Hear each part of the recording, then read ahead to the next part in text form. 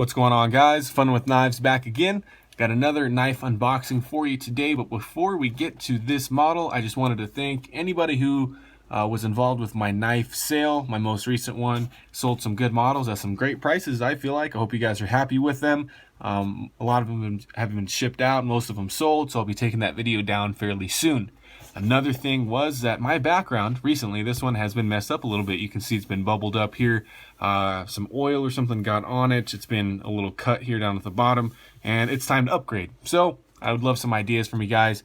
Maybe a lighter color, maybe some different lighting, who knows? So if you guys got any ideas for that at all, shoot them down in the comments, and I'll be buying some new stuff soon. So Fun with Knives will have a new look. So what knife is this in this very large CRKT box? It is the Sweet K.I.S.S model number 2356, designed by Ed Halligan. And this is a different kind of knife for me for sure. The knife comes in this plastic sleeve here, normal little paperwork in there as well. And before I get to talking about this knife, I'll tell you guys why I bought this one. So recently I've been carrying a fixed blade more often. I have quite a few EDC fixed blades, and I was on a folder kick for a while, and I've been carrying a fixed blade in addition to my folder in the Lucas Burnley style. If you guys are familiar with that at all, it's an in-waistband kind of carry where your paracord is looped around your belt. It's got a whole bunch of advantages because as you withdraw the knife, it comes away from your body and then unsheaths. Really cool system. If you guys want to look it up, it's under a lot of Obaki videos because that's the model that he really introduced it in the CRKT world.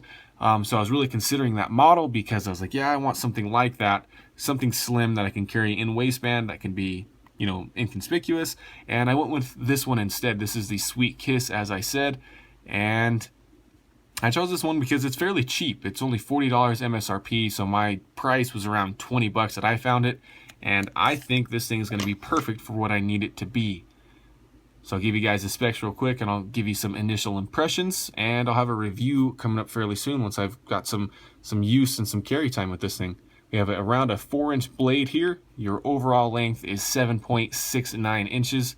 Your blade thickness is 0.15 inches, and then your weight's only going to be 2.3 ounces. Now, I'm assuming that's without the sheath, but this is a very lightweight sheath, so we're definitely talking under 3 ounces for the whole package here. Very long knife in a lot of ways as compared to some of my smaller EDC fixed blades, but it's so thin that this thing's going to be very easy to conceal and carry, whether around the neck, maybe even in waistband, on a belt, whatever I want to do with it. It's going to be easy to hide if that's something you're looking for. So this blade shape here, obviously a modified Tonto, and this thing is much thinner than it looks. You can see that the blade is actually smaller than my pinky. So a very good penetrating blade, CRKT written on the grind here. It is all black coated, Sweet K.I.S.S, Halligan design.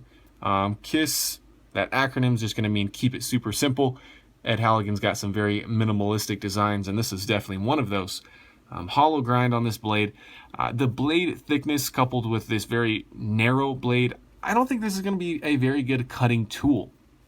As a utility cutter, it's something that would be used over and over again. I don't think this is a very good knife for that purpose.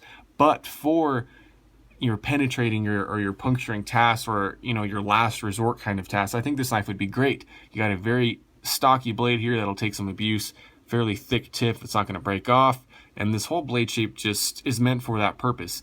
And it looks pretty cool while doing it. I like the look of this blade here, and the steel on this is just going to be 8CR13 MOV, no surprise there.